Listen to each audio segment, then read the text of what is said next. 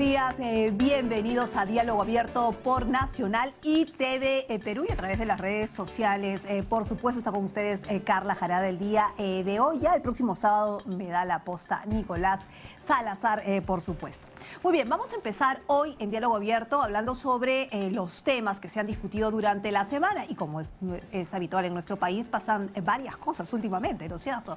El CADE, ¿no es cierto? El CADE empresarial, digamos los pedidos de vacancia en el Congreso de la República, pero aquí se los contamos rapidito para luego desarrollarlos durante el programa. Vamos a empezar entonces con el primer tema que han sido los cambios en el gabinete. Así empezamos la semana. El presidente de la República, Pedro Castillo, designó a Juan Carrasco como nuevo ministro de Defensa en reemplazo de Walter Ayala. Recordarán pues que ese fue el tema que nos trajo al cambio, ¿no? El escándalo con Walter Ayala, quien fue acusado de interferir en el proceso de asesores de ascensos en las Fuerzas Armadas. Además, el jefe de Estado decidió nombrar a Jorge Luis Prado Palomino en la cartera de la producción en reemplazo de José Roger Incio. Recordarán además que el ministro de Defensa hoy, Juan Carrasco, ya pasó por la cartera del Interior, así que es un recambio, ¿no es cierto? De eso vamos a hablar. Ahora, lo que quedó en el tintero fue qué pasaba con los otros ministros que también estaban cuestionados, llámese el ministro de Transportes, ¿no? O el ministro de Educación. Eso quedó digamos, en suspenso, pero el Congreso no quiso esperar, así que empezó una interpelación en camino. ¿Para quién? Para el ministro de Transportes y Comunicaciones, Juan Silva, justamente, que deberá presentarse el próximo jueves 25 de noviembre ante el Pleno del Congreso para ser interpelado por las presuntas irregularidades en su sector desde que asumió el cargo. Así lo confirmó la titular del Parlamento, María del Carmen Alba, quien dio cuenta de lo realizado durante el pleno del jueves. Recordarán además esta interpelación, esta aprobación de interpelación fue bastante tarde, digamos como a las 9 de la noche aproximadamente. Durante la tarde, la representación nacional aprobó una moción para interpelar al titular de Transportes y Comunicaciones. Bueno, y también lo que sucedió fue lo que se iba pidiendo, que es los nuevos miembros del directorio del BCR. El Congreso de la República aprobó a sus 3 candidatos propuestos por la Comisión Especial Multipartidaria para finalmente conformar este directorio del Banco Central. Recordarán que el BCR ya había designado, o sea, digamos, se había designado ya a 3 miembros, faltaba la designación por parte del Congreso, así que con 76 votos a favor, 37 en contra y 0 abstenciones, se confirmó la designación de Diego Macera, Inés Choi Chong y Carlos Oliva. Estos economistas van a ingresar en reemplazo a Elmer Cuba, Rafael Rey y José Klimper, ¿no? Que para algunos sectores debían salir ya, quienes fueron designados además hace 5 años por el Parlamento anterior. Se van entonces Elmer Cuba, Rafael Rey y José Klimper. Bueno, esto en temas económicos, pero también ha habido anuncios sobre COVID, reformas antes de Navidad, ¿no es cierto? Porque se vieron ahí algunos aumentos de COVID, ¿no es cierto?, de casos de COVID, así que para evitarlos, ¿no? Ya se mencionó que no hay tercera ola todavía, pero desde el próximo 15 de diciembre las personas que acudan a espacios cerrados, como centros comerciales, restaurantes, iglesias, tendrán que mostrar su carnet de vacunación que acredite que cuentan con las dosis de la vacuna contra el coronavirus. El gobierno dispuso además que las empresas podrán volver al trabajo presencial siempre que todos sus trabajadores cuenten con las dosis de las vacunas. Ojo allí. Y claro, en base a esta obligación se ha generado todo un debate, si es constitucional o no, pero si yo no quiero vacunarme, mis derechos constitucionales. Bueno, ese es un tema bien interesante del cual vamos a conversar sin duda con un constitucionalista más adelante, con Aníbal Quiroga. Muy bien, y bueno, como no podía faltar en Diálogo Abierto, también se habla de fútbol, ¿no es cierto? Así que con goles de Cristian Cueva y Gianluca Lapadula, la selección peruana venció 2-1 a Venezuela en Caracas. Qué rico se gritó, ¿no es cierto?, hace unos días. Y escaló hasta el 5º puesto en la tabla de clasificación para el Mundial Qatar 2022. 22. El equipo de Ricardo Gareca entonces se encuentra ya en la zona de repechaje y su próximo duelo será en enero ante la selección de Colombia. Perú sigue soñando con su segundo mundial consecutivo. Qué lindo es vernos en el cuarto lugar de esa tabla, ¿no? Precioso. Muy bien, ahí está la tabla justo. Quinto lugar, perdón, quinto lugar. Me lo resaltan todavía, quinto lugar. Muy bien, muchas felicidades para todos. Vamos a seguir soñando entonces para volver a ese mundial. Muy bien, entonces ya los temas están planteados, vamos a ir discutiéndolos poco a poco, así que vamos ahora a desarrollarlos. Nos vamos con Tiffany Tipiani, ya está en el centro de Lima, me dicen, así que vamos a ver qué información nos trae. Tiffany, ¿cómo estás? Muy buenos días, bienvenida.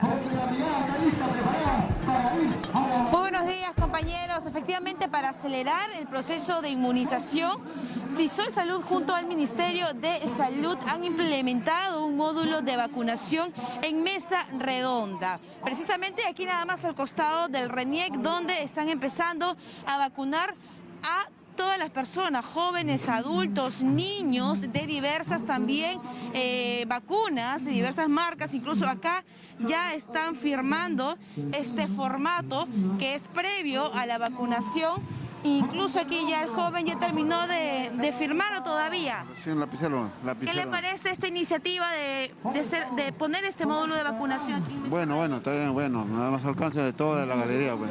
¿Usted ha venido acá a Mesa Redonda a comprar o es comerciante? Comerciante. Comerciante. ¿No tiene ni una sola dosis? No, de primera. Primera dosis, perfecto. Aquí el señor también que está a punto de vacunarse, señor, ¿primera dosis? Sí, señorita. ¿Es comerciante o ha venido acá a comprar? Comerciante, señorita. Comerciante. Sí. ¿Qué le parece esta iniciativa? Sí, está bien, está bueno, señorita, para empezar. Toditos lo que no se han vacunado, está bueno que vengan, señorita. Muy bien, muchísimas gracias. Este proceso de vacunación en Mesa Redonda ha empezado recién hace unos 10 minutos y aquí a mi derecha vamos a ver varias brigadas. Estamos hablando de 10 brigadas entre enfermeras y médicos que lo que van a hacer es recorrer todo Mesa Redonda, van a ingresar a cada galería para vacunar a los comerciantes, clientes que tal vez no se han puesto ni una sola dosis de la vacuna o les falta una dosis para completar la inmunización completa. Precisamente para señalar hasta cuándo va a estar esta campaña de vacunación en Mesa Redonda, nos encontramos con Jesús Bonilla, director de la DIRIS Lima Centro. Doctor, muy buenos días. Coméntenos, por favor, con respecto a este módulo de vacunación. ¿Hasta cuándo va a estar? Bueno, este módulo es de la Municipalidad de Lima Metropolitana. Nosotros hemos establecido unas carpas aledañas y esta es una alianza estratégica entre la DIRIS, el Ministerio de Salud, con Sisol, y lo vamos a mantener durante todo el mes de diciembre y también durante las primeras semanas de enero. Y obviamente esto se da a propósito de que esta es una zona muy concurrida durante las últimas semanas del año. Y obviamente tratar de cerrar las brechas en inmunizaciones es una tarea importantísima para todos, ¿no? Es importante también señalar esta brigada, ya está preparada para salir a las galerías. Efectivamente, acá van a haber unos puntos fijos, pero también van a haber brigadas que van a salir y van a pasear, visitar todas las galerías, tratando de vacunar a la mayor cantidad de trabajadores de las galerías, que es importante. ¿Por qué? Porque los señores que venden deben estar protegidos, deben estar sanos, o evitar que se transmita el virus, y por lo tanto para nosotros hoy día y el resto de los días del año va a ser vacunar, vacunar y vacunar. Perfecto, muchísimas gracias, doctor, pero también quien está trabajando en conjunto es con Sisol Salud de la Municipalidad de Lima, y para eso nos encontramos con Guillermo Mosqueira, gerente general de Sisol. Breve, doctor, coméntenos, este es el módulo de Sisol Salud. ¿Qué servicios tal vez va a brindar y aportar con este proceso de vacunación? Mire, lo que tenemos acá es, a partir de hoy día y hasta el 15 de enero, va a estar estable el módulo de la Municipalidad de Lima de Sisol Salud, que tiene cadena de frío, garantiza las condiciones de las vacunas que se van a aplicar acá, y estamos de lunes a domingo, desde las 9 de la mañana hasta las 6 de la tarde, con vacunas y con pruebas de descarte de COVID. Perfecto, muchísimas gracias, doctor. Para culminar ya este vivo, compañeros, quiero que toda la gente, a los televidentes, también informarles que muy aparte de la vacunación, también están haciendo entrega gratuita de estos kits de mascarilla a todos los asistentes que vienen aquí a vacunarse o tal vez no tienen una doble mascarilla, porque, ojo, está obligado a que vengan a mesa redonda con doble mascarilla si hablamos de estas mascarillas quirúrgicas.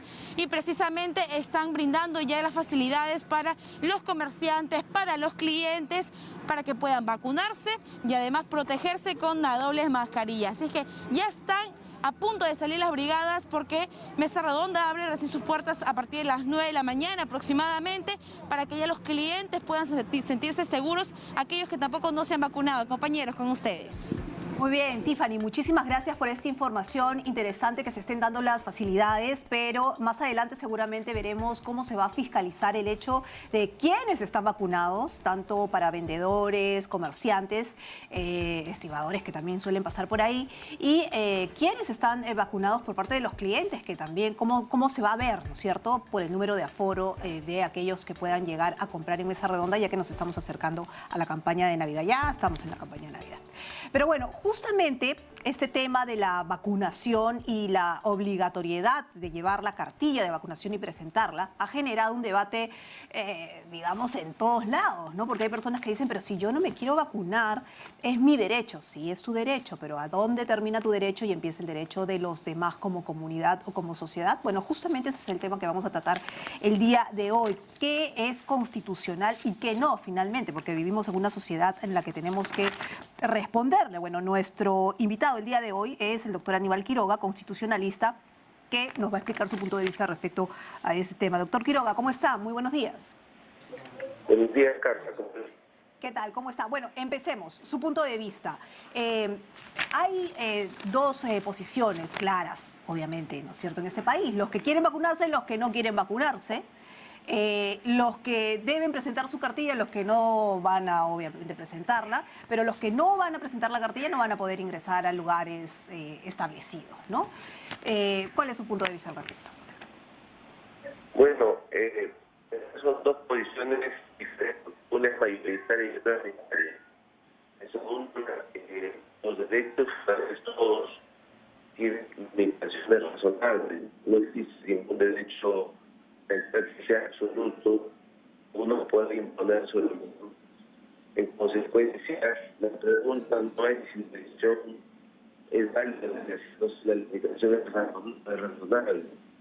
Estamos en medio de una pandemia. Doctor Quiroga, que no solamente afecta al Perú, sino al mundo, con muchos millones de muertos. Doctor Quiroga, lo voy a interrumpir un ratito porque no estamos pudiendo entenderlo. No sé, tenemos ahí un pequeño problema de distorsión del audio.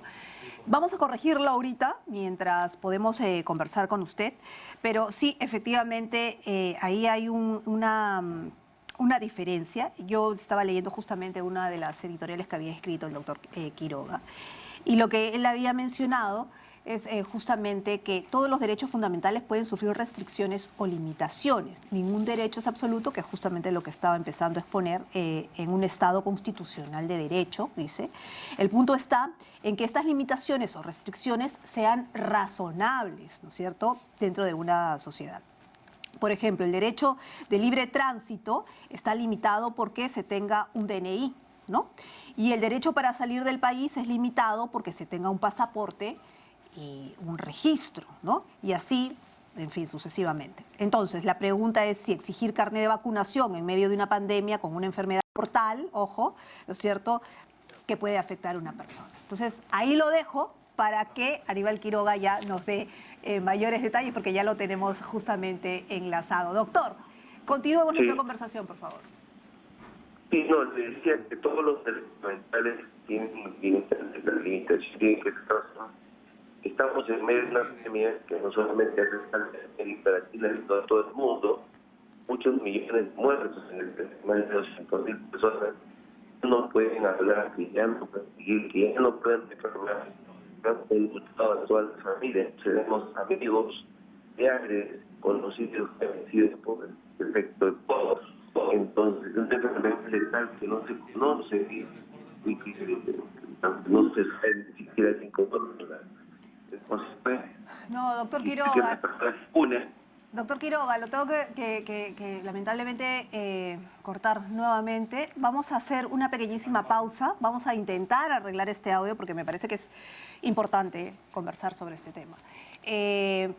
Vamos a arreglar este tema del audio con el doctor Quiroga y volvemos inmediatamente.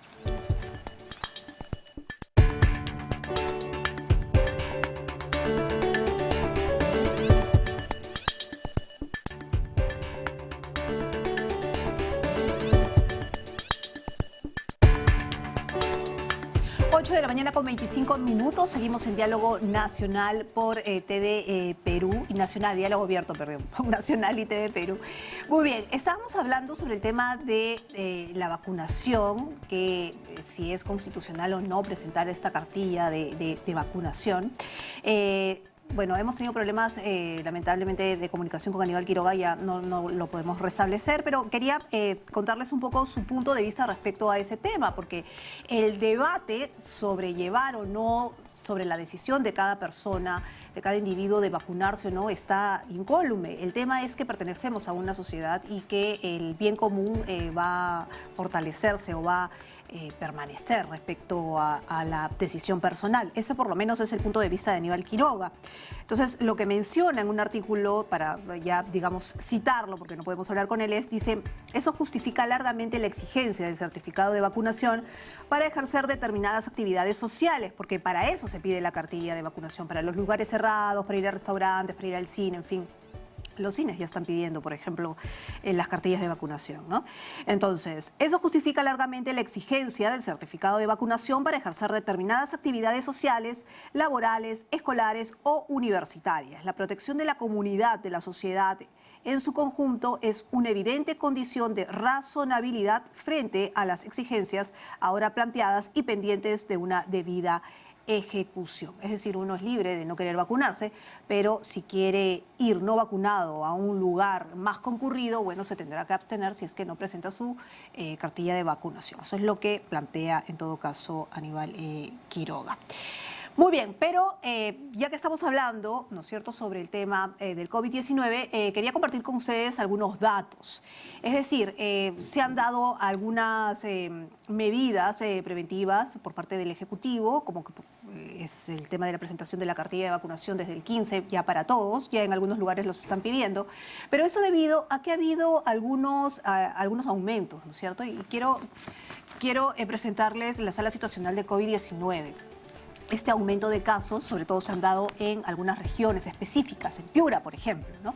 Pero vamos a revisarlas. Esta es la actualización, ¿no es cierto?, la sala situacional del COVID-19 en el Perú hasta las 10 de la noche del 18 de noviembre. Ojo, esta es la actualización.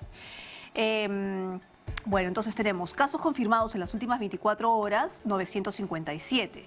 Altas hospitalarias, 83. Y número de fallecidos, 17. Recordarán que hace 2 semanas hemos llegado incluso a tener 7 fallecidos. Un fallecido ya es terrible, pero digamos, en el comparativo hemos llegado a bajar hasta 7 fallecidos por día y estamos subiendo 17. Ojo, eso para tenerlo en cuenta.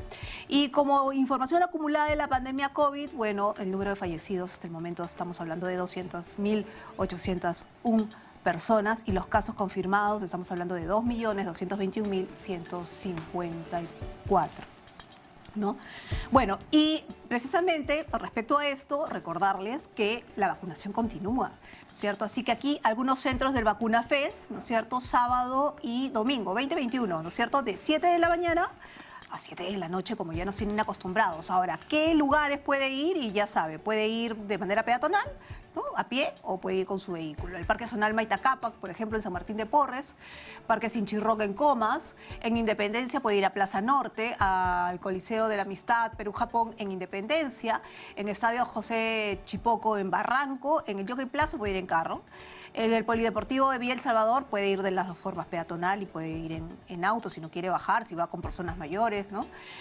O personas enfermas. En el Complejo Deportivo de Villa María del Triunfo también ambas, peatonal y con vehículo. Estadio de Tantambo Ate es peatonal. San Isidro, en Labrador Ate. Estadio Municipal de Santa Anita.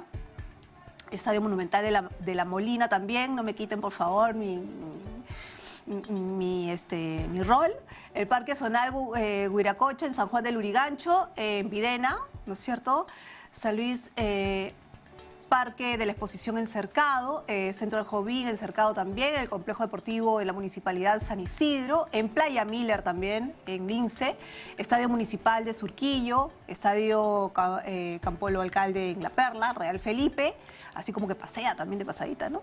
Complejo Deportivo de Puente Piedra, Colegio Pedro Ruiz Gallo, el Complejo Deportivo del IPD en San Juan de Miraflores, en la Clínica Ricardo Palma, las clínicas también algunas se han sumado a esta campaña, el Campo de Marte, Estadio Pachacútec y el Polideportivo San Borja. Y ojo, que también pueden ir a Mesa Redonda, ¿no? Hay un módulo, justo hablábamos con Tiffany Tipiano al iniciar justamente el programa.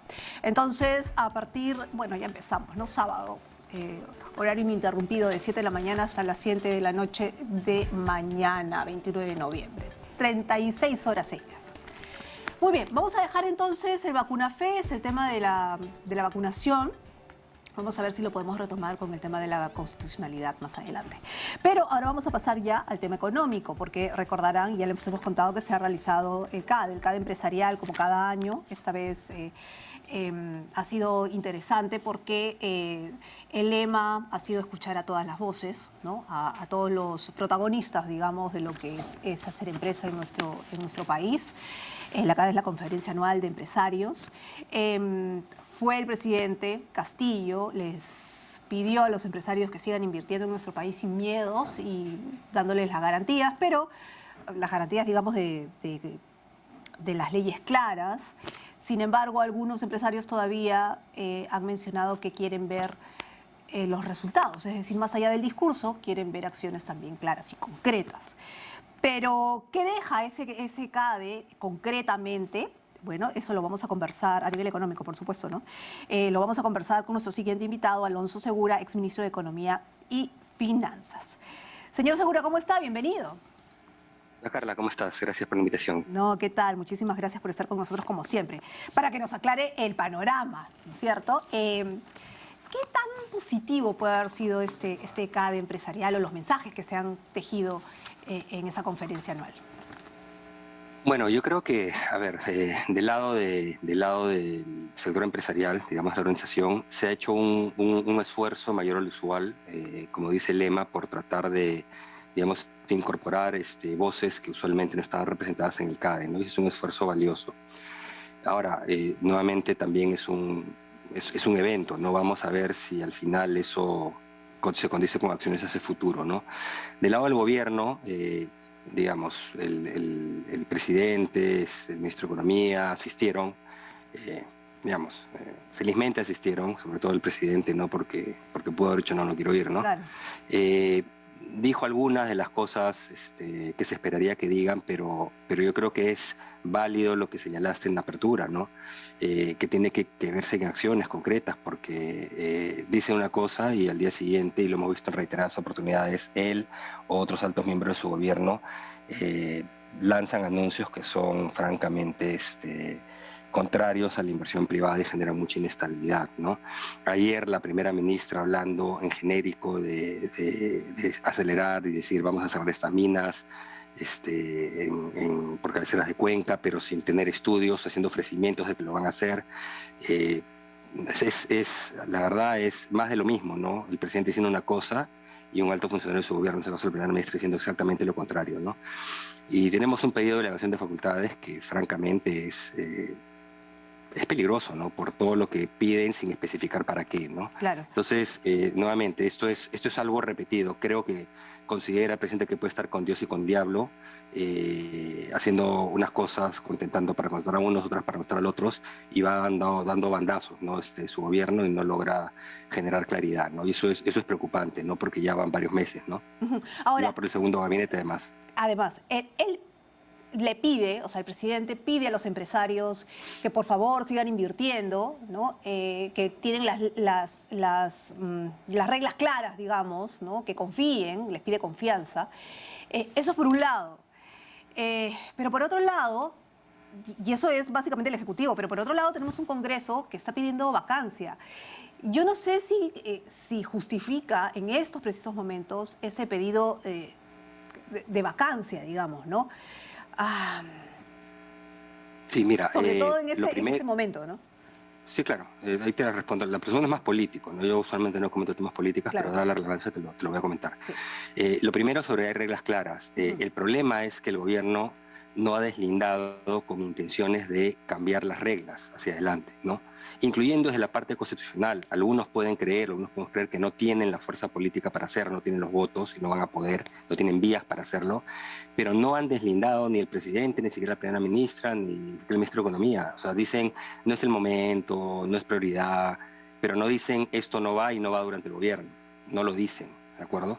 De hecho, en el pedido de confianza mencionó la premier también que era el derecho de los peruanos, o sea, de nuevo la ambigüedad, el jugar para los dos lados, ¿no? Entonces, que no puedan cambiarte reglas fundamentales bajo las cuales, digamos, se rigen las decisiones de inversión privada y generación de empleo, no significa que no tengan intención de hacerlo, que haya dudas sobre apenas encuentren oportunidad de hacerlo, van a seguir haciéndolo, ¿ok? Entonces, eso es lo primero. ¿Okay? Que quede claro. Entonces, decir las reglas de juego están dadas, no están dadas, las quieres cambiar, pues. Ese es el gran problema. Estaban dadas, las quieres cambiar. Ya.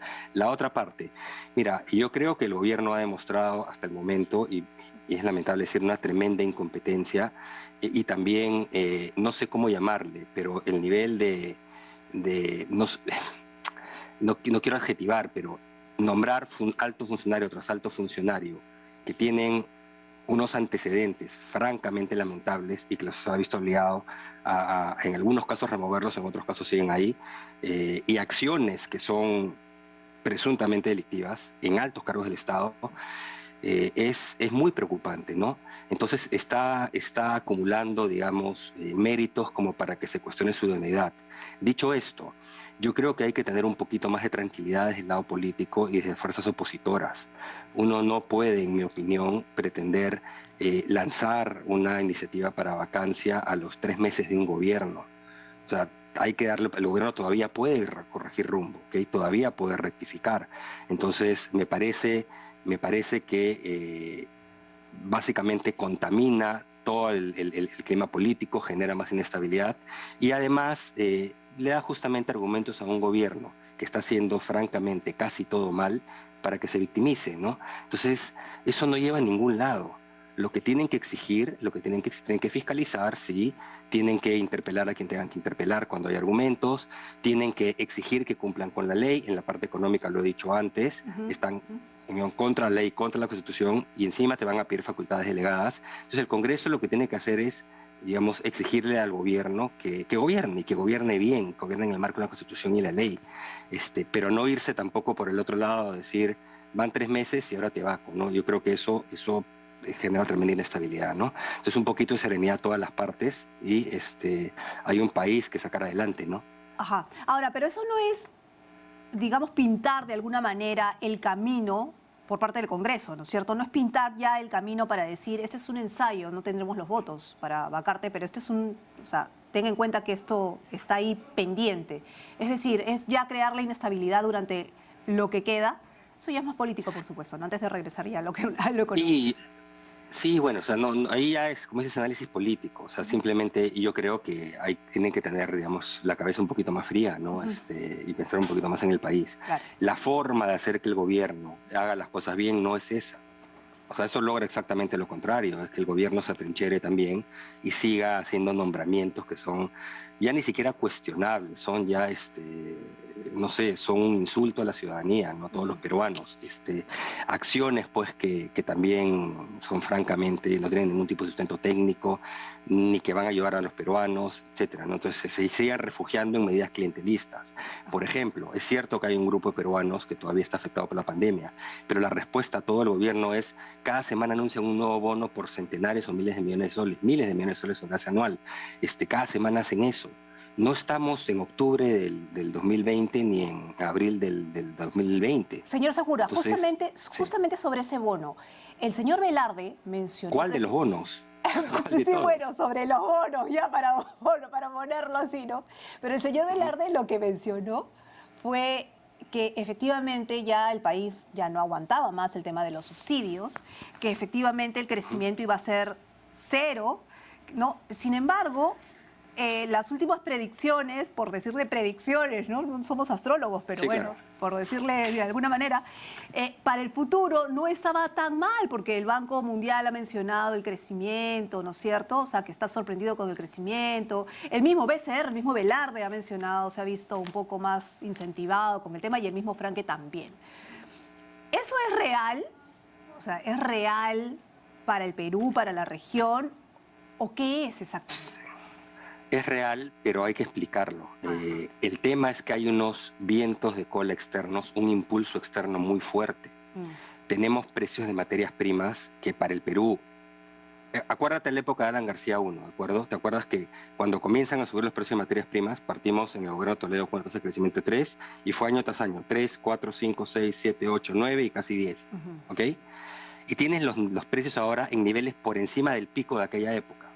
Es decir, la economía peruana, no este año que ese efecto estadístico reboto que te va a crecer más de 13, ¿de acuerdo? Que ya recuperó el nivel del 2019. O sea, los siguientes años de mantenerse, no sabemos si se mantiene, pero de mantenerse este impulso externo, este precio de materias primas, debería pues crecerte 6, 7. No estamos hablando de eso ni de lejos. ¿Por qué? Porque usualmente las buenas condiciones externas en el Perú te generan inversión privada, mucha inversión privada y mucha generación de empleo, ¿de acuerdo? La inversión privada es muy lo que más procíclica, acompaña esos impulsos externos, ese ciclo y te lo amplifica. En este momento el problema es que esa causalidad, si quieres, o correlación, dirán algunos, porque no necesariamente hay evidencia, digamos, se mueven juntos, o las condiciones externas generan mayor inversión privada, como sea, pero hay ese patrón, ¿de acuerdo? Okay. No se está viendo, no, o sea, el riesgo es que no se vea. ¿Por qué? Porque las expectativas de los empresarios están deprimidas, no tienen confianza por todas las acciones del gobierno y en parte también por estos pleitos políticos entre Congreso y gobierno, ¿de acuerdo? Pero fundamentalmente en este momento es gobierno, ¿de acuerdo? Entonces eso hace que este impulso externo se diluya y no tenga sostenibilidad de crecimiento hacia adelante. Pero dicho eso, la economía está recuperando en PBI los niveles del 2019. Hacia adelante, ¿cuál es la manera de hacer que eso continúe?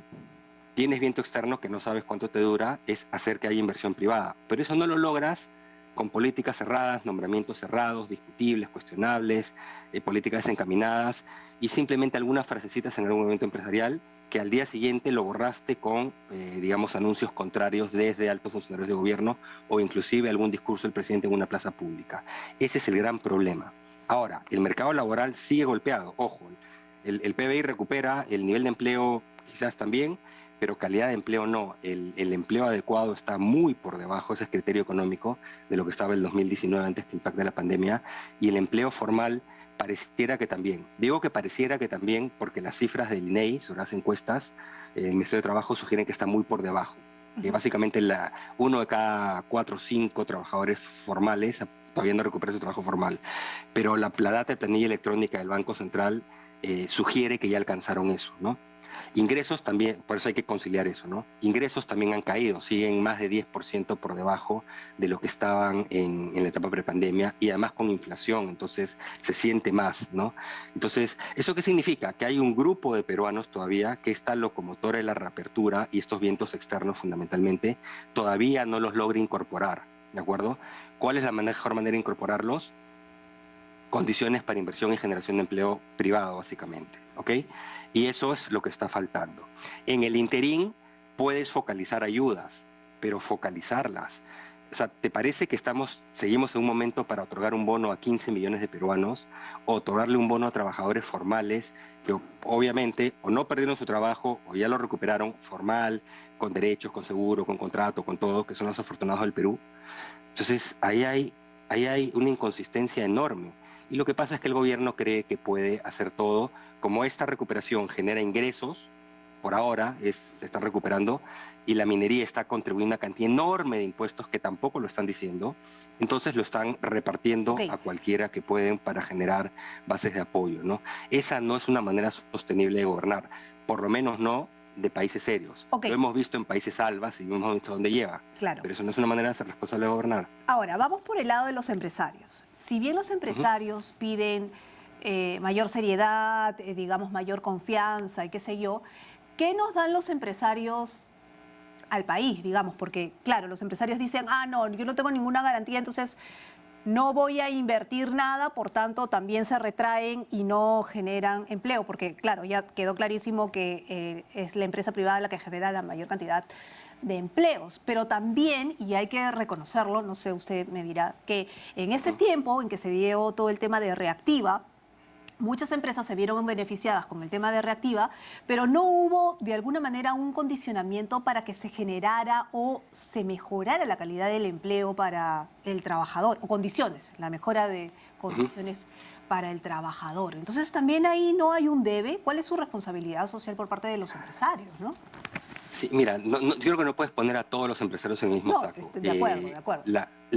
Si tú vas segmento por segmento, digamos gran empresa, mediana empresa, pequeña empresa, microempresa, en general la gran empresa respeta los derechos de los trabajadores, básicamente casi no hay trabajadores que ganen RMB siquiera, que es perfectamente legal en la gran empresa, y así vas bajando, ¿de acuerdo? Entonces, no es o sea, a veces se comete el error de creer que todas las empresas, sobre todo las grandes, son abusadoras de los trabajadores, etcétera. No es así, ¿de acuerdo? Son generadores de empleo. El gran generador de empleo en Perú, además, por número, son 2 millones, son las pymes, las MIPES. Llámale pymes, MIPES, como quiera, pequeña y micro, ¿ok? Y que son altamente informales un gran grupo de ellas, ¿no? Entonces, ese es el gran problema del Perú, que tú quisieras que pudiesen engranarse en estas cadenas de valor, sean proveedores de las grandes y que las arrastren. Entonces, es un error creer que es el enemigo la gran empresa. En realidad es tu motor de salida en múltiples sectores, que haya más empresa grande, más empresa mediana en otros sectores. Entonces, el problema es cuando antagonizas con la gran empresa. Ciertamente vas a encontrar casos en los cuales no pagan los impuestos que deben, y para eso hay mecanismos para hacer que paguen lo que deben. En algunos casos habrá abusos de derechos laborales, pero mi punto es que no es que eso es lo sistemático. Donde es sistemático es conforme vas bajando en la pyme, ahí es sistemático, ahí es la ley de la selva, ¿de acuerdo? Entonces, tampoco podemos decir incumplen todo, porque no es así, no es así. ¿Hay casos? Sí hay casos, pero no es el caso general.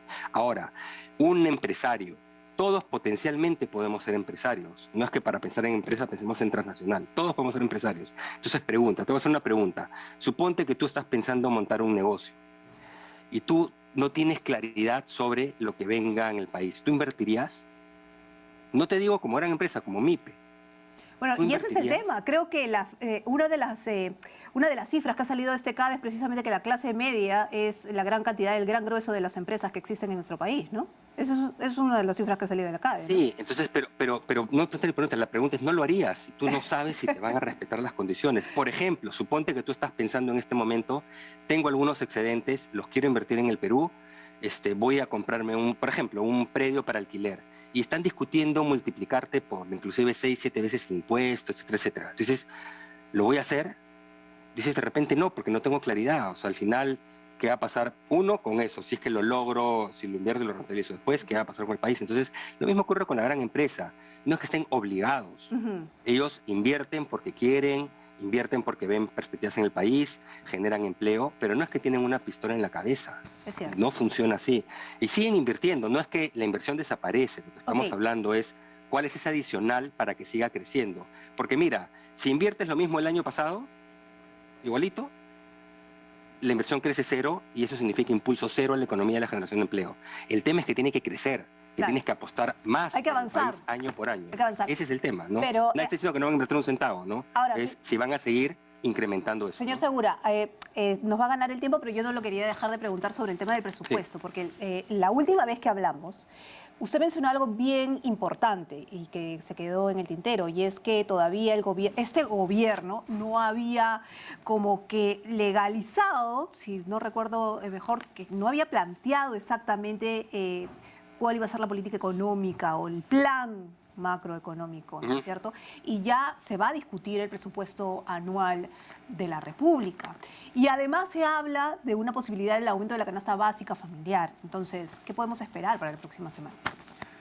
Sí, esa es una discusión muy técnica que probablemente los oyentes, a un economista a veces no entienden si no están... Vamos a aterrizarlo. Básicamente es esto, la parte de manejo de las finanzas públicas del Perú, que es nuestra joya de la corona, prestaba mucha credibilidad, funciona en base a reglas. Y esas reglas dicen, esto es responsabilidad del Congreso, esto es responsabilidad del Ejecutivo. Lo que ha hecho el Ejecutivo es zurrarse en el Congreso y hacer lo que quiera.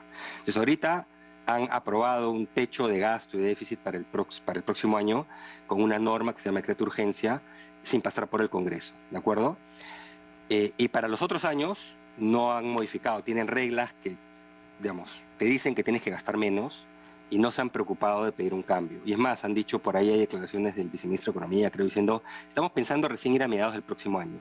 Es decir, están contra la ley. Ese marco, eso que te dicen, yo voy a cumplir la sostenibilidad fiscal y todo eso,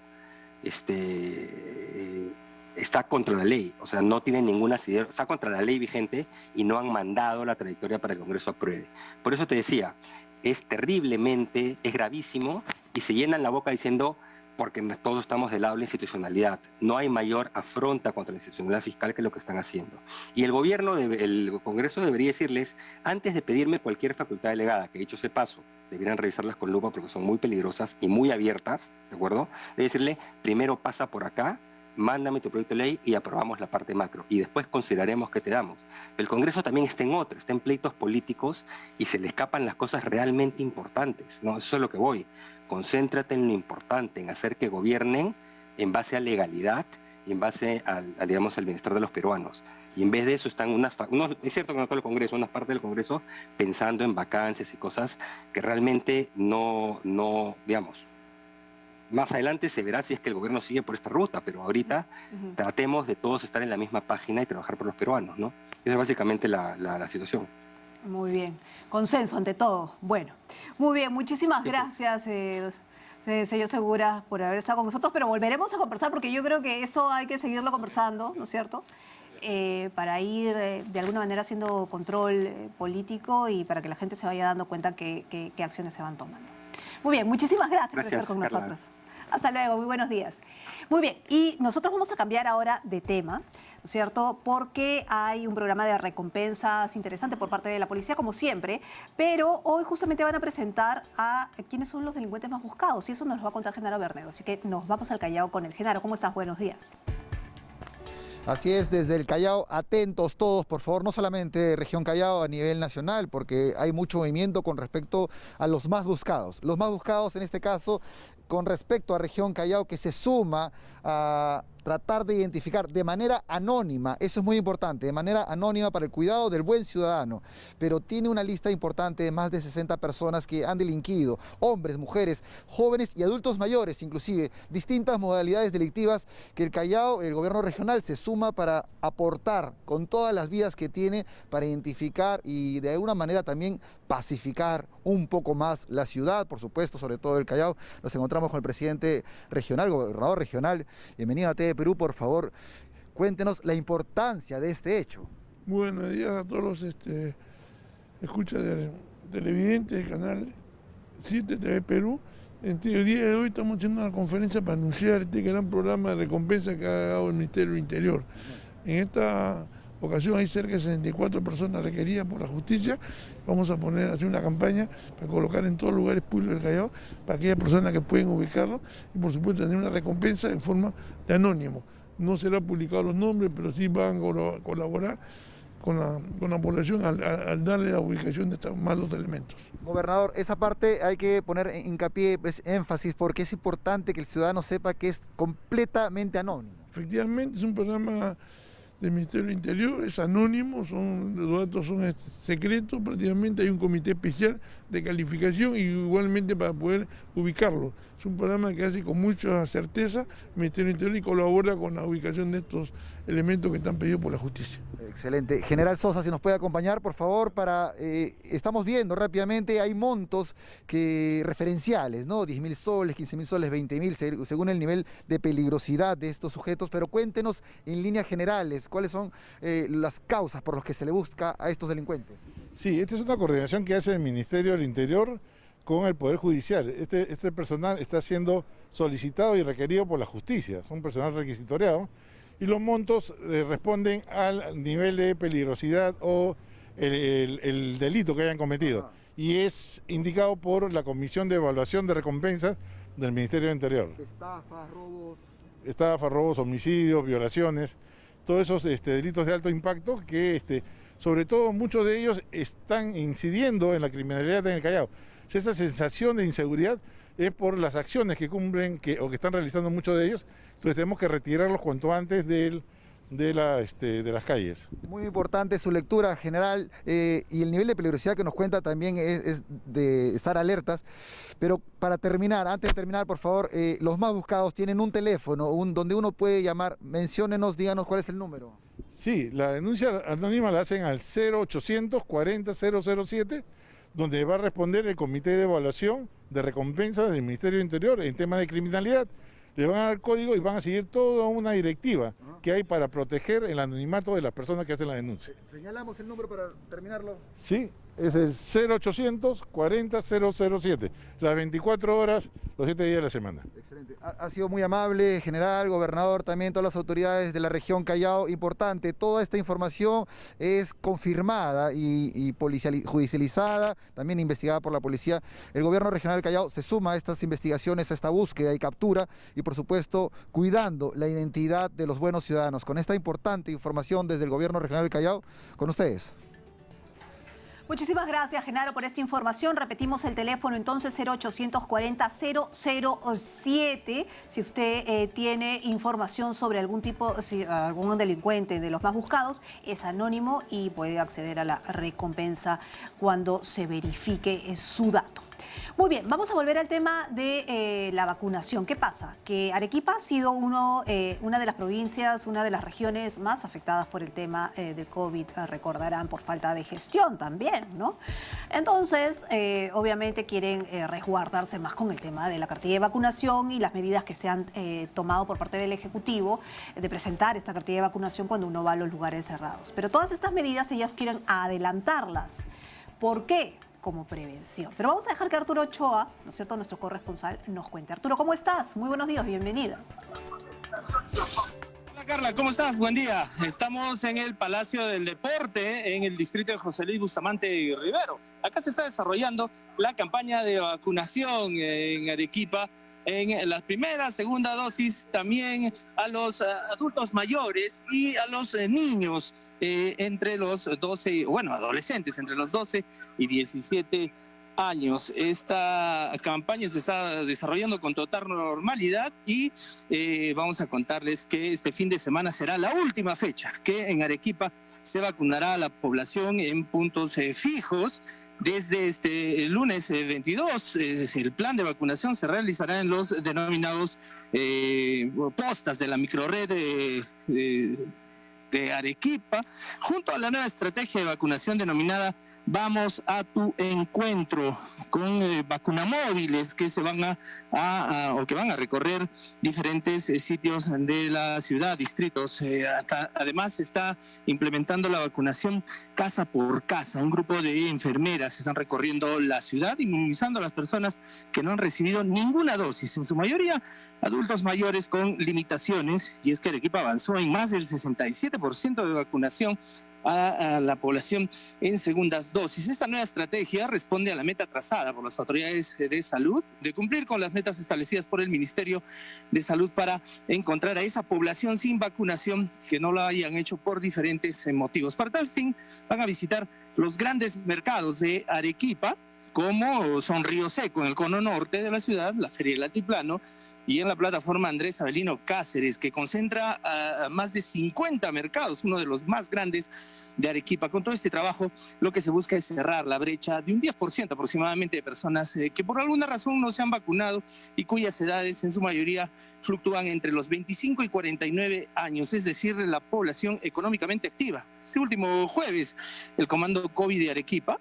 conformado por las autoridades de salud, alcaldes, Ministerio Público y Policía, entre otros, tomaron algunos acuerdos, entre los cuales destaca el compromiso de las autoridades, sobre todo los alcaldes, en unir esfuerzos para hacer frente a las celebraciones por fiestas de fin de año y también la temporada de verano en Arequipa. Algunos plantean pedir, en el caso de las personas que acuden a las playas, el carnet con las 2 vacunas, como se hizo con el último Festival del Camarón que se desarrolló en Corire. Sobre el cumplimiento del decreto, Carla, circular al Supremo 168 dado por el gobierno central y las nuevas restricciones en torno a la pandemia, el comando COVID en base al nivel de alerta que en Arequipa es moderado, acordó que se van a articular o se va a articular un trabajo coordinado en base a las disposiciones del Estado entre los municipios, la policía, van a trabajar en estos 5 comités de trabajo que han denominado para que hagan el seguimiento y cumplan las normas y disposiciones que emitirá cada municipio en el marco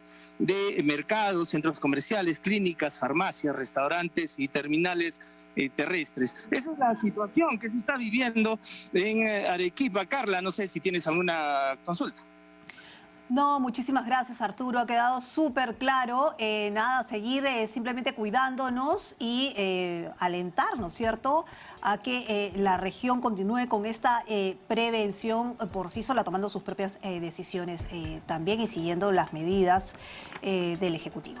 Muchísimas gracias, Arturo Ochoa, entonces, nuestro corresponsal desde Arequipa. Son las 9 de la mañana. Corresponde hacer una pausa, señor director. Usted dirá. Yo lo obedezco. Nos vamos a la pausa. Volvemos entonces con más en Diálogo Abierto.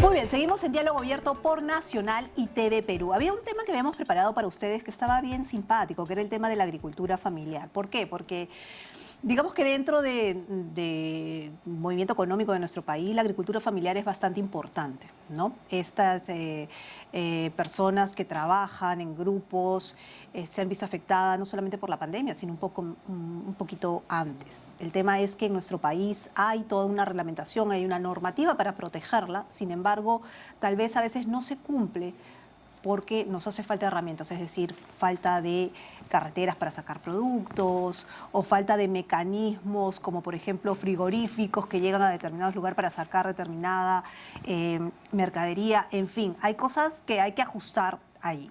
Bueno, era un tema interesante, sobre todo porque la tendencia mundial es terminar con el hambruna, la emergencia alimentaria, ¿no es cierto? Y el Perú estaba entrando a esa vanguardia. Lamentablemente no lo vamos a poder tocar hoy.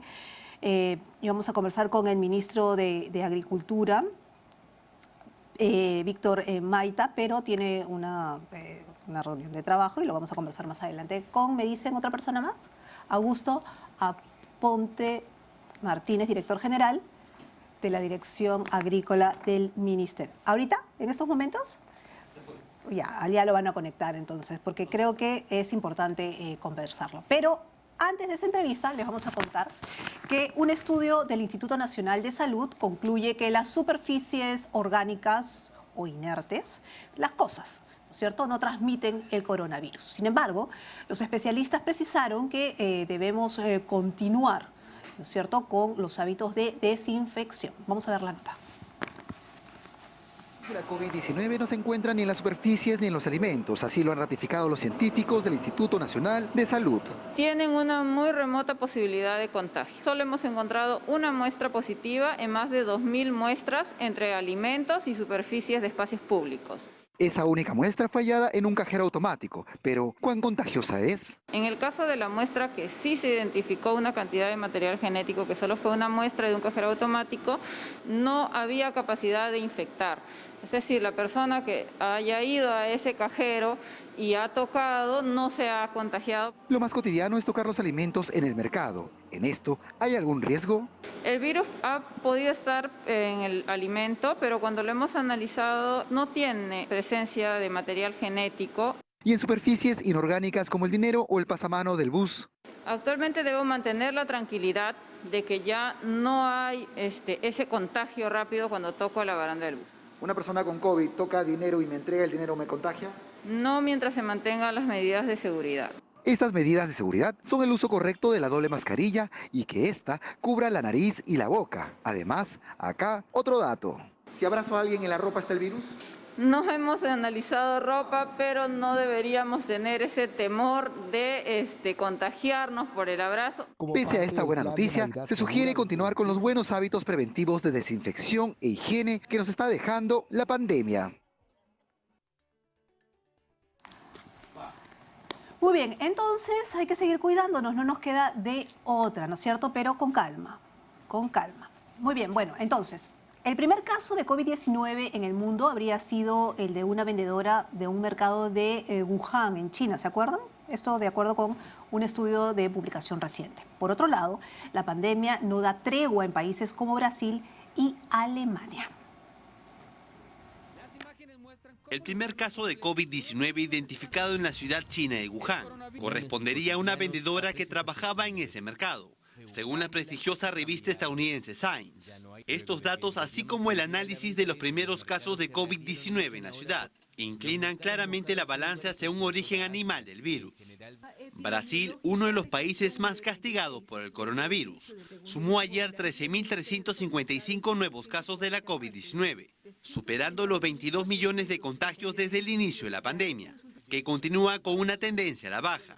En las últimas 24 horas se registraron 226 muertes asociadas a la enfermedad, con lo que el balance de víctimas mortales se elevó hasta los 612.370.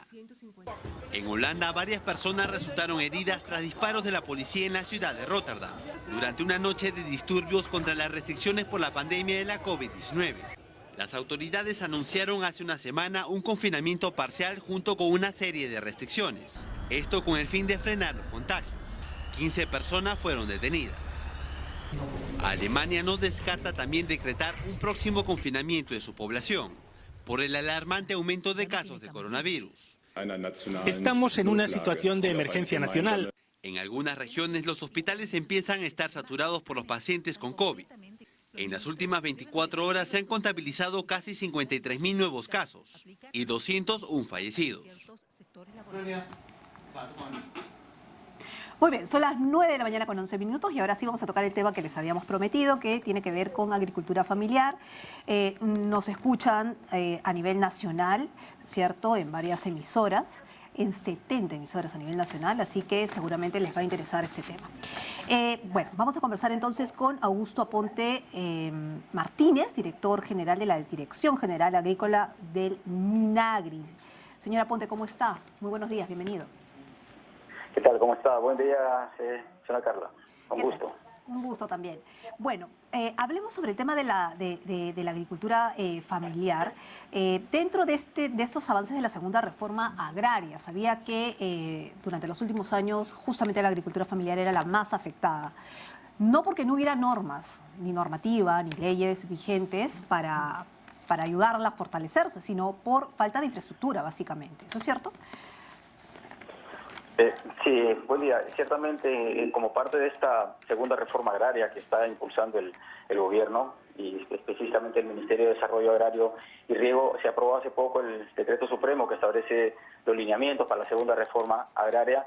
Justamente uno de ellos es la innovación en la agricultura, el desarrollo de capacidades y el promover la industrialización también del agro, que pasa por mejorar las estructuras organizativas de los pequeños productores. Recordemos que más del 90% de los alimentos que consumimos provienen de la agricultura familiar. Tenemos alrededor de algo más de 2 millones de productores vinculados a la pequeña agricultura. Y es allí en donde el Ministerio de Desarrollo Agrario y Riego está también tomando algunas medidas para, en este contexto de pandemia, en este contexto de incremento de insumos, tomando acciones concretas para apoyar al desarrollo de los pequeños productores. ¿Cuántas familias, cuántas personas se van a ver beneficiadas? Mire, el día de hoy se ha publicado un decreto de urgencia que autoriza excepcionalmente al Ministerio de Desarrollo Agrario y Riego a entregar una subvención económica a los productores de la agricultura familiar, ¿no? Se están destinando alrededor de algo más de 242 millones de soles para contribuir a que los productores alivien su economía y puedan adquirir insumos, principalmente fertilizantes, que en estos últimos meses se han visto incrementados considerablemente. Esta medida espera beneficiar a más de 300.000 productores en esta primera etapa, con la medida que se ha publicado el día de hoy. Ok, eso es justo lo que estoy leyendo, lo tengo aquí y está, digamos, bien explicadito, pero solamente en fertilizantes, ¿no es cierto? Ahora, yo la duda que tengo es, ok, adquieren los fertilizantes y ¿por qué específicamente los fertilizantes? Los fertilizantes se han visto incrementados considerablemente por 3 razones principalmente. Primero hay que tener en consideración que de los fertilizantes que utilizan los agricultores a nivel nacional, el 90% provienen del extranjero, de Estados Unidos, de Rusia, de China. Entonces tenemos una fuerte dependencia del mercado internacional. Y en este contexto de la pandemia, los fletes se han encarecido considerablemente. Hay que recordar que los contenedores, los fletes de barcos que inicialmente podrían estar en $2.000, $3.000, se han incrementado a $10, $12.000. Entonces es un factor que ha contribuido al incremento de los fertilizantes. Otro factor que ha contribuido también al incremento del precio es el alza del petróleo principalmente, ¿no? La urea, que es uno de los principales insumos que utiliza nuestra agricultura, proviene del petróleo y del gas. Entonces, al incrementarse el petróleo, al incrementarse los fletes y al incrementarse también en los países de origen, estos insumos hace de que a nuestro país lleguen pues precios más altos. Y a ello se suma también el contexto que hemos tenido a nivel internacional, que es el alza del dólar, ¿no? Hay que recordar, los fertilizantes los importamos en dólares, pero al productor se vende en soles. Entonces, ese es otro factor también que ha contribuido al incremento del precio de los fertilizantes. Ahora, y hay un riesgo, sí, dígame. Sí, o sea, ¿quiénes van a calificar para acceder, ¿no es cierto?, a este tipo de subsidio? Porque claro, hay de todo, digamos, en este círculo de la economía y de este circuito de la agricultura, ¿no? Por un lado está la agricultura familiar, pero también hay otros grupos, ¿no? Hay agricultura de subsistencia. O sea, ¿quiénes califican para ese subsidio? Sí, en esa medida que se ha publicado el día de hoy va a beneficiar a productores que conducen entre 2 a 10 hectáreas y que adquieran fertilizantes. Recordemos, y siempre me gustaría recalcar, que la medida está dirigida a los productores que compran fertilizantes. ¿Por qué? Pues, no necesariamente es que se le va a dar a todos los productores, es un poco a demanda. Este subsidio es para los productores que adquieren fertilizantes, justamente como dije al inicio, para contribuir en algo, para que el Estado contribuya en algo a aliviar este alto costo. ¿Y eso qué va a permitir? Que con este reembolso, con esta subvención que se le va a dar al productor, pueda comprar más fertilizantes y pueda aplicar el paquete completo en el campo, ¿no? Porque uno de los riesgos es que los productores no apliquen todos los fertilizantes que requieren los cultivos y pueda haber una baja en los rendimientos, ¿no? Y, por supuesto, una baja en la oferta de alimentos a nivel nacional. Entonces va a beneficiar principalmente a los productores que adquieran fertilizantes y que cultivan de 2 a 10 hectáreas, porque de acuerdo a los estudios económicos que se han hecho, a las encuestas que se hacen cada año, la encuesta nacional agropecuaria, más o menos nos da esta información, que ese es el grueso de productores que están involucrados en este proceso. Sí, señora Ponte, pero el tema de la agricultura familiar no solamente pasa por los fertilizantes, o sea, genial esta norma, pero el tema de la economía, de la agricultura familiar, no solamente pasa por los fertilizantes, sino también por un tema de compra, ¿no es cierto? Hay, por ejemplo, un porcentaje que el gobierno o el Estado debería comprarle a la agricultura familiar para los programas sociales. Eso es uno, no sé si se estará cumpliendo. Me permite, termino. Eso por un lado, pero también está el hecho de que debería haber, digamos, carreteras para sacar los productos, es decir, una serie de garantías, de procesos, de mecanismos que no se cumplen. Si bien hay una normativa, hay otras cosas que no logran que se cumpla la normativa. Sí, totalmente de acuerdo. Justamente por los comentarios que usted está haciendo, es que actualmente hay una ley vigente, una ley de compras estatales, y el Ministerio está trabajando ahorita en el proceso de reglamentación de esa norma. Y lo importante es que ya se ha llegado a acuerdos también, por ejemplo, con el Ministerio de Desarrollo e Inclusión Social, para permitir para favorecer y que los manuales y los procedimientos que establecen en este caso los programas sociales que maneja el MIDI sean adecuados para que los productores, pequeños productores de la agricultura familiar, puedan acceder a las compras en el marco de la ley que está ya publicada y en el marco del reglamento que está elaborando. Tenemos una meta para el siguiente año de que siquiera se compren unos 300 millones de soles de los programas sociales a los pequeños productores, y para los siguientes años esperamos llegar siquiera a 300 millones de soles en compras estatales. Entonces estamos trabajando en ello desde el Ministerio de Desarrollo Agrario y Riego, y como digo, en coordinación específicamente en este caso de compras con el Ministerio de Desarrollo e Inclusión Social. Respecto al tema que menciona de otros servicios complementarios para favorecer el desarrollo agrario y la articulación comercial, justamente parte de la segunda reforma agraria en el tema de institucionalidad está considerando la creación de un gabinete agrario en donde se está considerando la participación del Ministerio de Transportes y Comunicaciones, el Ministerio de Energía y Minas, por lo que es electrificación. Si hablamos de agroindustria, necesitamos electrificar la zona rural, avanzar en electrificación. El Ministerio de Desarrollo, el Ministerio de la Producción, el Ministerio de Comercio Exterior y Turismo, etcétera. Entonces estamos hablando de un gabinete que está liderado por el presidente de la República y que involucra a los principales sectores que tienen que ver con el desarrollo agrario y rural, por supuesto. ¿Pero qué falta para que se reglamente esa ley? Porque esa, o sea, digamos, se viene trabajando hace bastante tiempo, digamos, ese gabinete que usted menciona, digamos, ya ese trabajo se viene haciendo hace bastante tiempo. No, son dos cosas. El reglamento, lo del reglamento es de la ley de compras. Exacto. Que esperamos se publique ya en los próximos días. Okay. El gabinete, este gabinete agrario es un proyecto de decreto supremo también que le ha dado el Ministerio de Desarrollo Agrario y Riego al Ejecutivo, y se está en evaluación. Así como se ha planteado, se ha propuesto también esta norma para el gabinete agrario, también se ha propuesto un grupo también multisectorial con participación de los gremios y la sociedad civil organizada. Muy bien. Ahora, solamente para especificar, usted sobre esa normativa que ha sido publicada, yo se lo había preguntado, pero se lo reitero porque creo que aquí han llamado para preguntar específicamente sobre ese tema. Se supone que beneficia a aquellos agricultores familiares que tienen 2 hectáreas. ¿Qué pasa con aquellos que tienen 1 hectárea, por ejemplo? Que era lo que yo le preguntaba sobre esta agricultura de subsistencia. Sí, muchas gracias por la precisión. Se está trabajando ahorita un proyecto también de decreto de urgencia para apoyar a los productores que tienen menos de 2 hectáreas. Como bien dice, esta norma abarca productores de 2 a 10 hectáreas, pero está ya ahorita también coordinándose con el Ministerio de Economía y Finanzas un nuevo decreto de urgencia que va a favorecer a los productores que tienen menos de 2 hectáreas, y esperamos también que esta norma sea publicada próximamente.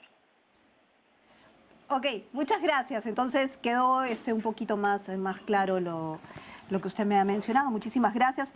Conversábamos con Augusto Aponte Martínez, director general de la Dirección General Agrícola del Minagri, hablando precisamente sobre la agricultura familiar, sobre esta normativa publicada, sobre este nuevo subsidio para aquellos que podrán acceder a los fertilizantes. Vamos a hacer una pausa a las 9:23 y regresamos.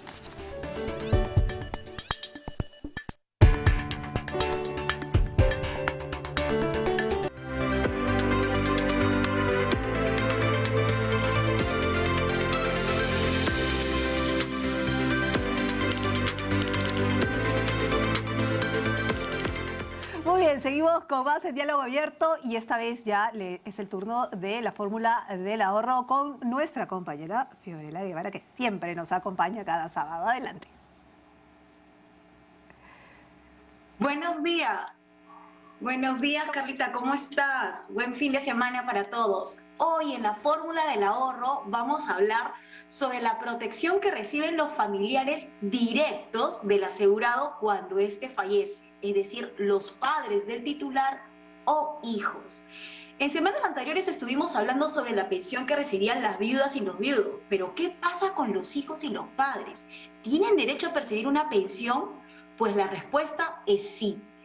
En el caso de los padres se denomina pensión de ascendencia, y en el caso de los hijos, pensión de orfandad. ¿De qué trata la pensión de ascendencia? Se trata de un beneficio directo al padre o a la madre del asegurado que lamentablemente fallece. Se otorga cuando no hay esposa o hijos, o los cuales les hubiera correspondido un derecho, una pensión. Para recibir este beneficio, el padre o la madre o ambos deben presentar una solicitud a través de nuestro centro de atención virtual onpvirtual.p. En principio, por simplificación administrativa, no deben presentar documento alguno. Nosotros haremos las verificaciones del caso ante RENIEC y otorgaremos la pensión. ¿Cuánto es el monto? El monto equivalente al 20% de la pensión del titular fallecido que hubiera recibido. Como hemos dicho, siempre que no tenga cónyuge o hijos. Esta pensión es muy importante porque además de prestar el apoyo económico a los padres del asegurado, les brinda el derecho a recibir atención médica de por vida a través de e-salud. El otro beneficio que corresponde a los adeudos es la pensión de orfandad. Esta pensión se otorga a las hijas e hijos del asegurado menores de 18 años, también a las hijas e hijos con discapacidad mayor de 18 años, siempre que la incapacidad se haya producido antes de cumplir la mayoría de edad. Muy importante. Para recibir este beneficio se debe presentar una solicitud a través de nuestro centro de atención virtual onpvirtual.p. También por simplificación administrativa, no es necesario que adjunten documento alguno, pues nosotros haremos las verificaciones correspondientes. ¿Cuánto es el monto de esta pensión? Es equivalente al 50% de la pensión del titular que percibía o hubiese percibido. Este 50% del derecho a la pensión se repartirá entre el número total de hijos, es decir, este 50% se repartirá si es que son 1, 2, 3 o más hijos. Igualmente, al obtener una pensión adquiere el derecho a salud, atención médica en e-salud. Otro beneficio para los hijos es la prórroga por estudios. La prórroga por estudios es la extensión temporal de la pensión para las hijas y los hijos mayores de 18 años del asegurado fallecido, que llevan estudios con reconocimiento oficial en planteles con registro oficial. Ellos seguirán recibiendo una pensión de orfandad mientras sigan estudiando ininterrumpidamente. Mensaje final antes de despedirnos.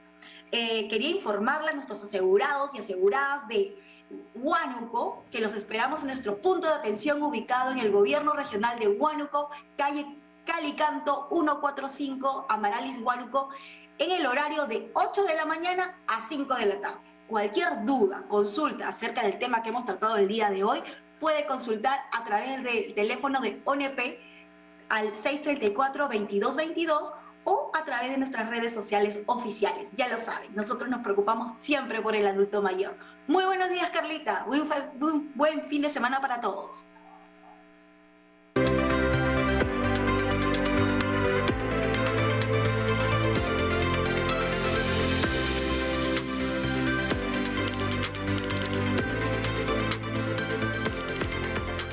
Muy bien, muchísimas gracias, Fiorella, por la información, como siempre, muy pertinente. Vamos a hablar ahora de los bebés, porque estamos en la semana de los bebés prematuros. Los profesionales del Hospital Rebagliati dieron de alta los recién nacidos que ya superaron la etapa de incubación. Los pequeños superaron con éxito diversas complicaciones de salud. Vamos a ver. Muy contento, muy contento. Muchas gracias por el apoyo y por estar pendiente de la bebé, ¿no? Muy agradecido por todo. Ya está llorando, ya empezó ya. Han sido 2 meses bien largos. ¿Fue difícil? Sí, difícil, complicado, ¿no? Pero acá con toda la ayuda que nos han dado. La emoción de por fin tener en brazos a sus gemelas, Luciana y Mariana, era total. Ambas nacieron a las 27 semanas y luego de 2 meses de incubadoras ya disfrutan con su familia. ¿Qué pensó cuando le dijeron que eran prematuros? Bueno, pensé lo peor, ¿no? Porque eran muy chiquititas, tenían 27 semanas. ¿Cuánto pesaron? Pesaron una 1,2 kg y la otra 1 kilito. ¿Qué siente? Felicidad, una felicidad doble. De verdad muy contenta con los bebés. Para los especialistas, los bebés prematuros son más comunes de lo imaginable. En el Hospital Rebagliati atienden 20 por semana. Al año recibimos alrededor de 900 a 1000 bebés en este sector y el 10% llega a ser niños de alto riesgo. Además de la incubadora y cuidados médicos, la lactancia materna es vital, tanto como la técnica del papacanguro. Los bebés que hacen este método son bebés más tranquilos. son bebés que no desaturan con facilidad, son bebés más relajados. Otro esfuerzo destacable es la dedicación de las enfermeras. Tenemos bebés muy pequeños, de menos de 1 kilo, los cuales los vemos desde que ingresan acá a ventilación mecánica y es para nosotros una alegría. Los bebés prematuros nacidos incluso a los 5 meses pueden llevar una vida completamente sana si reciben la atención médica necesaria. Muy bien, 9:34, seguimos con más poblaciones afectadas por la contaminación de la cuenca Coata en Puno. Suspendieron temporalmente su huelga indefinida. En el siguiente informe conozcamos más de los motivos que originaron esta protesta. Al norte de la ciudad de Puno y a orillas del lago Titicaca se encuentra la cuenca Coata, hoy contaminada por las aguas servidas convertidas en lodo oscuro de olor nauseabundo. Han entrado las aguas residuales con heces y se ha acumulado, todo se ha convertido en pantano. Las relaves mineras que funcionan en las cabeceras, más adentro se han sedimentado. Y en la bahía de Coata, al frente de Capachica, aquí no hay agua. Un equipo de TV Perú comprobó la situación en la desembocadura del río Coata con el lago Titicaca, sector Vilapata, donde la acumulación de basura es notoria. Prácticamente se ha muerto, ¿no? Aquí lo han matado el lago Titicaca. Los pobladores luchan desde hace más de 30 años por la remediación y solución a este problema que ha generado graves daños en la salud de los habitantes. Según la MINSA del Ministerio de Salud, hasta el mes de abril ya teníamos el 83% de los 18.000 habitantes. ¿Tienen metales pesados? Metales pesados en la sangre.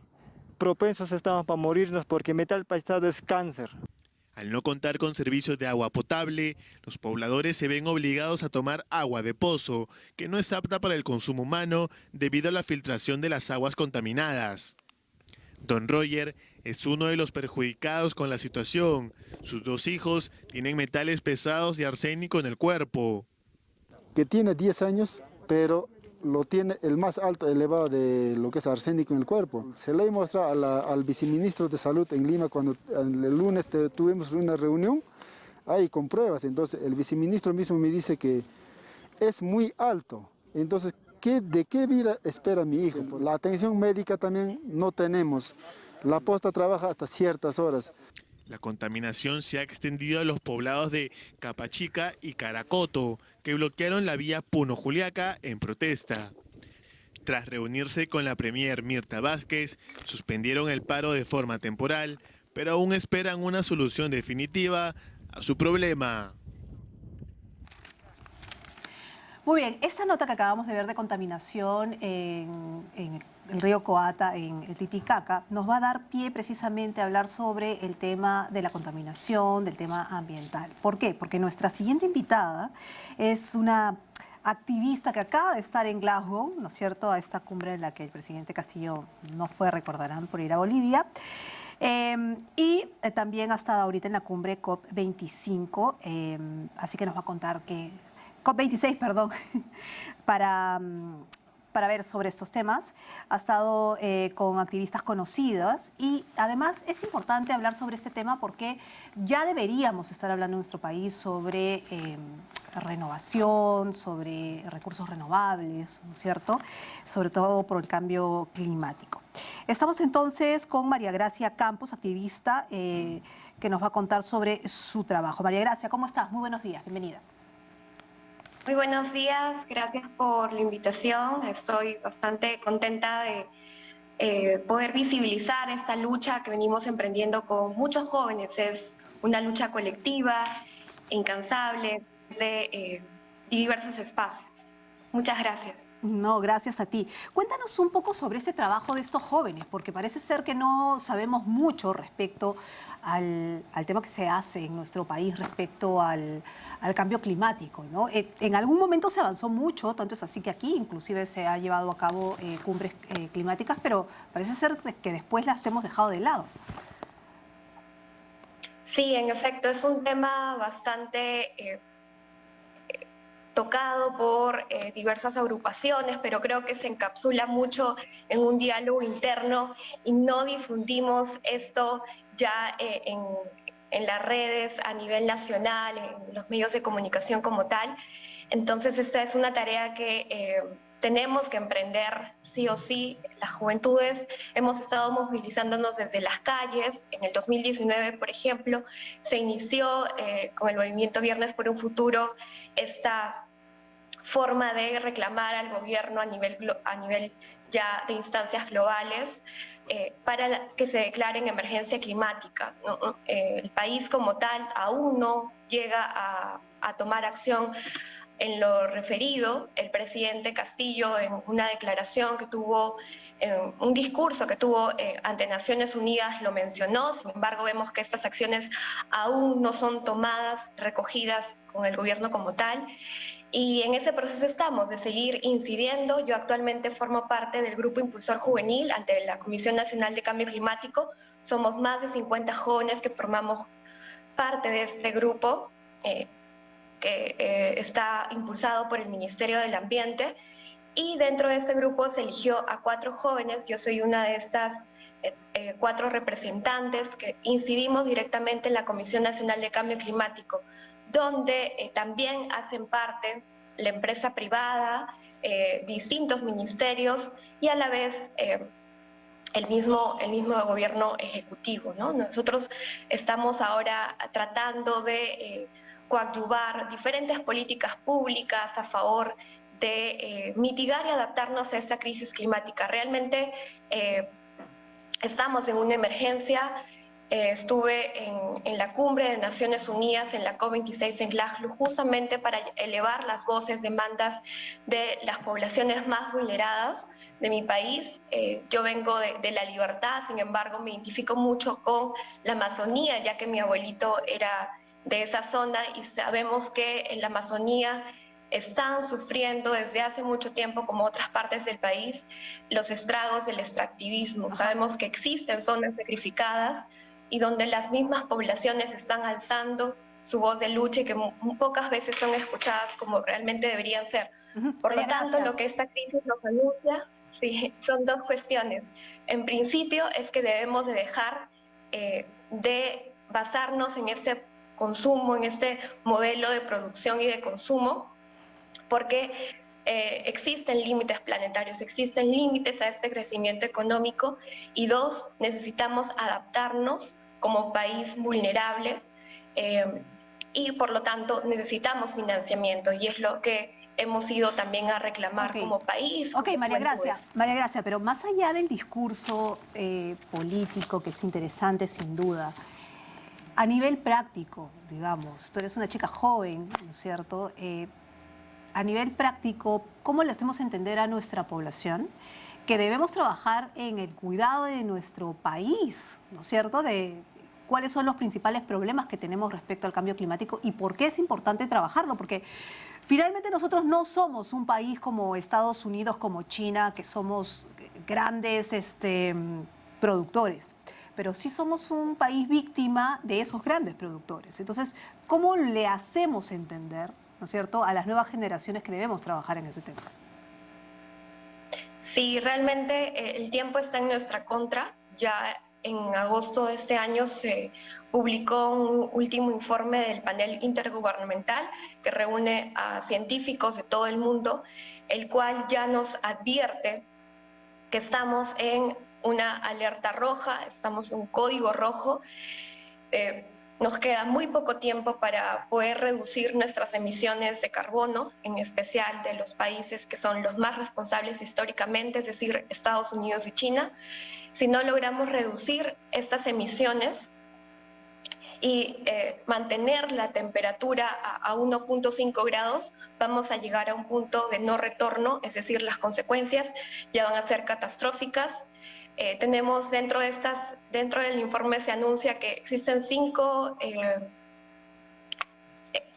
digamos, alternativas, 5 horizontes, y solo uno de ellos es, digamos, que vislumbra algo relativamente positivo. ¿Y en nuestro Por lo tanto, no es un tema ideológico como muchos lo pretenden ver, no es un tema que sea por simple antojo, es un tema científico con evidencia robusta y necesitamos... Entiendo, María Gracia, pero en nuestro país, ¿cómo entendemos cómo trabajarlo desde nuestro país, ¿no? Desde nuestra juventud, desde... O sea, ¿cómo llegar a la conciencia de los jóvenes para trabajar en este tema, ¿no? Porque más allá del discurso, ¿cómo lo interiorizamos para trabajarlo en el día a día? Sí, bueno, en realidad las juventudes están trabajando desde las organizaciones de sociedad civil, están planteando propuestas concretas y estas se deben acoger. En principio, por ejemplo, una propuesta de políticas públicas es la ratificación del Acuerdo de Escazú. Es uno de los tratados más importantes a nivel de la región de Latinoamérica y es una de las propuestas que también se ha canalizado con estos planteamientos presentados ante la COP26. Otro de los temas es descarbonizar nuestra economía, pero sabemos que existen contratos para seguir dependiendo del petróleo. Por lo tanto, lo que debe hacer el gobierno es trazar una ruta de descarbonización de nuestra economía, lo cual no lo estamos viendo y sin embargo evidenciamos que siguen concediéndose nuestro territorio para seguir explorando. Otra de las situaciones que también tenemos que hacer es que la crisis climática no es solo un tema de reducción de emisiones, sino también de adaptación y tiene que ir acompañado con estas políticas de integrar la reducción de desigualdad, reducción de la pobreza, porque eso es justamente adaptarnos. Formar comunidades resilientes quiere decir y se traduce de igual modo en crear comunidades que puedan resolver sus problemas más básicos, como el acceso al agua, el acceso a servicios de saneamiento, a sus alimentos propiamente. La crisis climática es una crisis que engloba muchas crisis, como lo hemos evidenciado en la pandemia, donde las poblaciones menos responsables son las más victimarias y por lo tanto tenemos que apuntar a nivel local a resolver esos problemas que ahora tenemos como país. Claro. Y desde mi casa, ¿cómo puedo yo contribuir al medio ambiente, por ejemplo? Sí, una de las cuestiones que también son no tan, digamos, que quieren proponerse a nivel de políticas por ser no tan queridas es, por ejemplo, optar por el veganismo, ¿no? Es sabido y ya hay informes que evidencian que el consumo excesivo de carne también contribuye con estas emisiones de carbono, con esta contaminación. Por lo tanto, empezar también a reciclar, a poder compostar nuestros alimentos, el contribuir de alguna forma con nuestras acciones individuales y acciones colectivas va a propender a ese cambio. Sin embargo, sabemos que eso no es suficiente, tenemos que hacer más allá de nuestro espacio, reclamar, ¿no?, a estos países más responsables, a estas empresas responsables. Imagínate que el 1%, la élite, por ejemplo, como se le conoce, la élite económica, solo el 1% de esa élite es responsable del 70% de las emisiones. Por lo tanto, lo que hagamos nosotros, este 30% de la población, digamos que va a contribuir poco. Tenemos que exigirle a ese 1% que realmente haga las cosas como debe ser, ¿no? Y asuma su responsabilidad. Muy bien, María Gracia, muchísimas gracias por haber estado con nosotros. María Gracia Campos, activista, reportándonos, ¿no es cierto?, del Grupo Impulsor Juvenil que ha estado hace poco en la COP26, ¿no es cierto?, hablándonos sobre la importancia de los temas del cambio climático. Muy bien, quería compartir con ustedes un tuit de Mirta Vázquez. Dice: las operaciones mineras que ya tienen fecha de cierre prevista deben hacerlo de forma adecuada y cumpliendo los estándares y plazos de ley. Y justamente lo tenemos en pantalla. La recuperación de la cuenca es nuestro compromiso firmado con el sur de Ayacucho. No significa cierre unilateral, ¿no es cierto? Y justamente sobre este tema tenemos un informe, así que vamos a verlo, porque el Poder Ejecutivo firmó justamente un acta de acuerdos para atender las demandas de la población de Ayacucho. Vamos a verlo. La delegación del Ejecutivo estuvo liderada por la presidenta del Consejo de Ministros, Mirta Vázquez, quien viajó hasta Coracora para atender el conflicto minero en Ayacucho. Tras una reunión en la que primó el diálogo, esta comisión y dirigentes de las provincias de Lucanas, Parinacochas y Paucar del Salazara firmaron un acta de acuerdos para atender las demandas en beneficio de la población. Respecto a las 4 mineras que ustedes han ido señalando, no va a haber más ampliación, ninguna ampliación más, ni para procesos de explotación, de exploración. Vázquez Chuquilín dijo entender que los pobladores hayan sentido el abandono del Estado durante décadas. Sin embargo, indicó que como gestión quieren retomar la relación y la confianza con estas comunidades. En este momento, con las empresas, vamos a exigirle que terminen y cierren, porque tampoco se pueden ir así, dejándonos todo. Pero algunas nos quieren negociar que, bueno, sus cierres les dejemos hasta el 2025. No. El pasado 29 de octubre, luego que los pobladores de las provincias del sur de Ayacucho iniciaran un paro indefinido, tomaron y destruyeron el campamento de la minera Apumayo, causando cuantiosas pérdidas. La reunión se realizó en el Coliseo Municipal de la ciudad de Coracora y contó con la participación de los viceministros de las carteras de Energía y Minas, Desarrollo Agrario y del Ambiente. Muy bien, vamos a seguir con más. Vamos a dejar a Ayacucho y ya que estamos en fin de semana, aquí nuestro productor les quiere dar algún tipo de opciones, ¿no? Si usted busca salir de la rutina para vivir aventuras y crear recuerdos únicos con amigos o familiares, la selva de San Martín es el lugar indicado. Hay que conocer lo nuestro también, ¿no? Un equipo de TV Perú Noticias llegó a esta región multidestinos como parte de la campaña Volver a Viajar de PROMPERÚ. Veamos cuáles son algunos de los atractivos de turismo vivencial de este mágico paraíso natural. Hay que aprovechar. Vamos.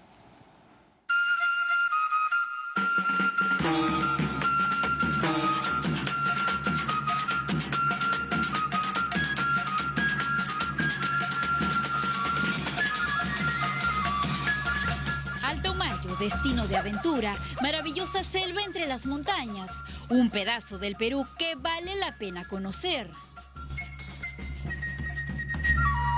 Si quieren una conexión total con la naturaleza, tienen que llegar hasta aquí, el mirador más alto de Aconavic, donde se puede apreciar la impresionante cordillera Escalera, que alberga más de 36 destinos turísticos, donde se puede explorar diferentes tipos de flora y fauna. Región San Martín, provincia de Moyobamba, a la altura del kilómetro 24 de la carretera Tarapoto-Yurimaguas. Llegamos a la Reserva Ecológica Aconavic, en la zona de conservación regional Cordillera Escalera, ideal para salir del estrés de la ciudad y deleitarse con las maravillas que ofrece, como las 23 especies de colibrís, que solo se aprecian en nuestro país. Pese a la lluvia, se dejaron ver revoloteando. El colibrí endémico, que es el ermitaño, por esa ave vienen, no hay en otro lugar, es endémico del Perú. Por aquí se encuentra el néctar, por esa parte aquí. Es una flor que crece hacia... Ajá, una pez de lengüita. Para que ellos sí. puedan comer. Ajá, y de ahí viene, encuentra, o sea, su néctar, pueden liberar su néctar de acá, pueden meter acá su pico. Flores endémicas del Perú, animales exóticos, incluso otorongos encontramos en las 4 rutas de este bosque. Los visitantes aprenderán y conectarán con la naturaleza, además de bañarse en los ojos de agua. Primer punto, un ojo de agua, que hay una laguna natural donde los animales llegan a alimentarse, de tomar su agua. Y para refrescarnos del calor de Tarapoto, a solo 22 kilómetros de esta ciudad, encontramos las cataratas de Pucayaquillo. En la entrada nos reciben con trucha frita y un par de amigos. ¿Cuánto tiempo de caminata nos va a tomar llegar hasta las cataratas? Aproximadamente es 45 minutos la caminata. Listo, vamos entonces. Vamos, les acompaño. La aventura empieza con una caminata en medio de la selva de la Cordillera Escalera. Vimos impresionantes insectos de todos los colores y formas, flora y fauna de todo tipo, una experiencia única. Y producto de esto vamos a observar acá la forma caprichosa de una liana natural, envergadura aproximadamente 15 centímetros de largo. Eso es la maravilla que podemos encontrar en los bosques amazónicos acá en nuestro país, Perú. Debemos seguir caminando por el camino de las hormigas Indanero. Y podemos observar cómo ellos diseñan un camino perfecto, un camino derecho, ¿no? Esto es, a ellos los sirve para llevar las hojas al nido, y en la cual en esas hojas va a generar un hongo. De ese hongo es lo que se van a alimentar estas hormigas. Ahora sí, el chapuzón.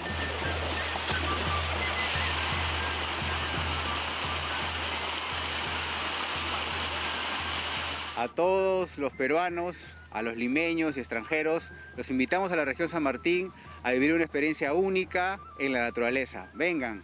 Como una tripita, algo se le lanza y cuando sume el colchito, ahí es cuando se le agarra ya. Si quieres experimentar la paz de la naturaleza, tienes que llegar hasta la laguna Ricuricocha, donde puedes practicar remo o pescar. Este espejo de agua, ubicado a 20 minutos del centro de Tarapoto, ideal para pasear en bote o pasar tiempo con la familia pescando, disfrutando de los animales de la Hacienda del Águila. Turismo vivencial donde se podrá disfrutar de las maravillas culinarias, imponentes paisajes, cultura ancestral y más. En la siguiente edición de este informe. Si le gustó, marque su agenda y conozca usted mismo San Martín, la región multidestinos.